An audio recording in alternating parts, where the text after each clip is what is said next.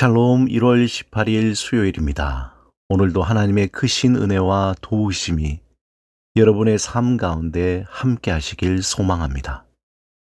이 시간 시편 말씀을 읽고 묵상하며 하나님 앞에서 침묵으로 기도드리겠습니다.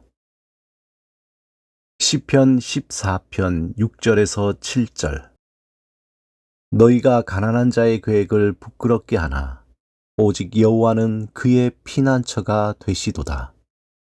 이스라엘의 구원이 시온에서 나오기를 원하도다. 여호와께서 그의 백성을 포로된 곳에서 돌이키실 때에 야곱이 즐거워하고 이스라엘이 기뻐하리로다.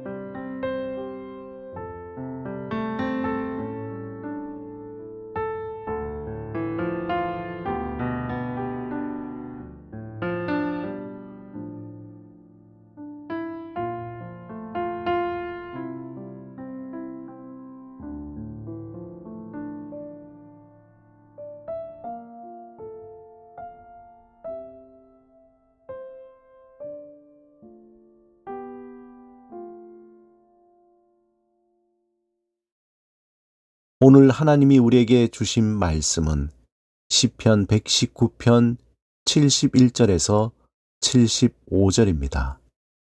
함께 말씀을 읽고 우리에게 들려주시는 하나님의 음성을 듣겠습니다.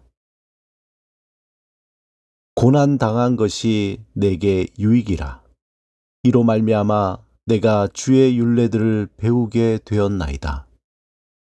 주의 입의 법이 내게는 천천 금은보다 좋으니이다. 주의 손이 나를 만들고 세우셨사오니 내가 깨달아 주의 계명들을 배우게 하소서. 주를 경외하는 자들이 나를 보고 기뻐하는 것은 내가 주의 말씀을 바라는 까닭이니이다. 여호와여, 내가 알거니와 주의 심판은 의로우시고 주께서 나를 괴롭게 하심은 성실하심 때문이니이다.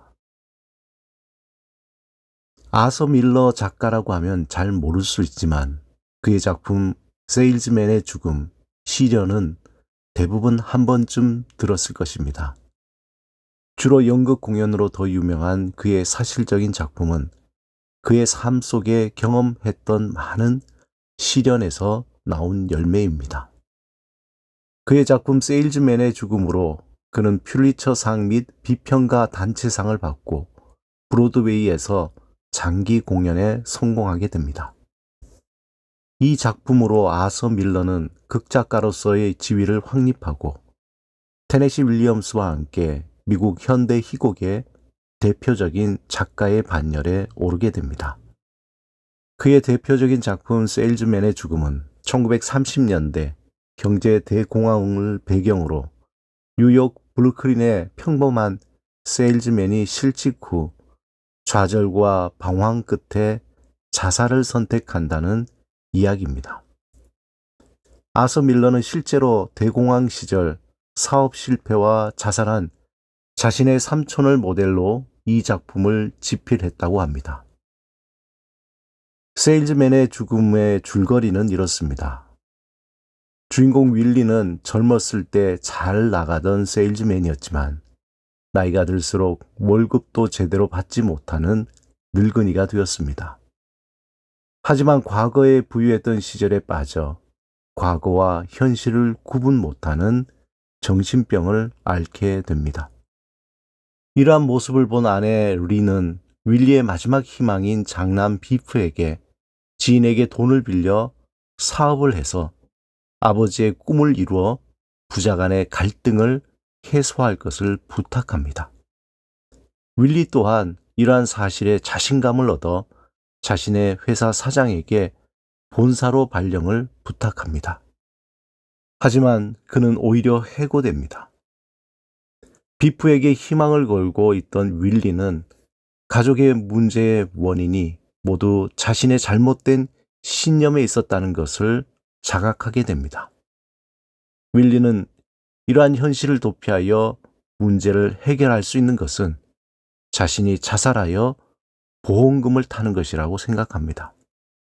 결국 그는 자동차 사고를 위장한 자살을 하게 됩니다. 그의 장례식 날 아내 린다는 집의 할부금 불입도 끝나고 모든 것이 해결되었지만 이 집에는 아무도 살 사람이 없다고 윌리의 무덤을 향해 울부짖습니다. 이 작품이 오랫동안 사람들에게 사랑받고 큰 울림을 주는 것은 치열하게 살아가는 모든 직장인들, 아버지에게 깊은 공감을 주기 때문입니다. 이 작품은 지나친 물질적인 성공 추구에 사로잡힌 인간을 끝내 좌절이라는 막다른 길로 몰아넣는 물질 만능의 현대 사회의 냉정함을 비판하고 있습니다. 우리는 인생이라는 고난과 시련의 강을 건널 때 예리한 칼날에 베이듯 고통을 경험하게 됩니다.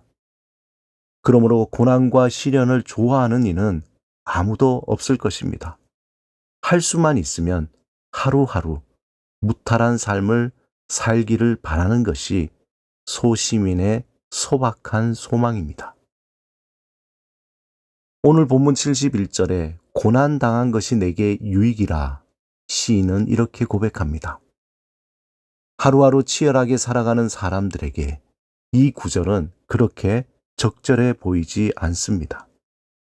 하지만 시인의 이 고백은 단순히 세속적인 성공에만 집착하여 겪는 고난이 아닌 하나님의 말씀을 따라 살려고 할 때 겪는 고난입니다.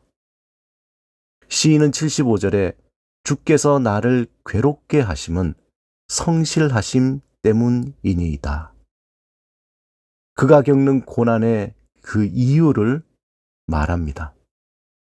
현재 그가 겪는 고난은 자신의 삶을 절망으로 몰아가기 위한 것이 아니라 오히려 자신을 더욱 새롭게 변화시키기 위한 하나님의 성실함이라는 것입니다. 베드로전서 1장 6절에서 7절에 보면 그러므로 너희가 이제 여러 가지 시험으로 말미암아 잠깐 근심하게 되지 않을 수 없으나 오히려 크게 기뻐하는도다. 너희의 믿음의 확실함은 불로 연단하여도 없어질 금보다 더 귀하여 예수 그리스도께서 나타나실 때에 칭찬과 영광과 존귀를 얻게 할 것이니라. 베드로는 믿음으로 인한 고난을 이렇게 설명합니다. 하나님의 말씀을 떠나 세상이 주는 유혹으로 인해 겪는 고난은 회개하고 하나님께로 돌아와야 하는 반환점입니다. 하지만 하나님의 말씀을 따라 살려고 하는 중에 겪는 고난은 우리를 온전한 하나님의 사람으로 변화시키기 위한 하나님의 성실함이라는 것입니다. 그러므로 절망과 한탄보다 고난을 오히려 기뻐하며 예수 그리스도께서 나타나실 때에 칭찬과 영광과 존귀를 주실 것을 고대해야 합니다. 사랑하는 여러분, 올 한 해를 살아가며 항상 좋은 일만 있지 않을 것입니다. 예상치 못한 시련과 고난이 우리를 넘어뜨릴 때도 있습니다. 그 순간 하나님의 말씀을 기억하며 고난이 선물임을 고백하며 믿음으로 담대히 걸어가시길 주님의 이름으로 축원합니다. 함께 기도드리겠습니다.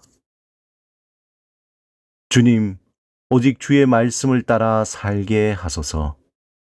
우리 앞에 놓인 고난에 낙심하지 않고 오히려 기뻐하며 담대히 걸어가도록 충만한 믿음을 허락해 주소서. 예수 그리스도 이름으로 기도드립니다. 아멘.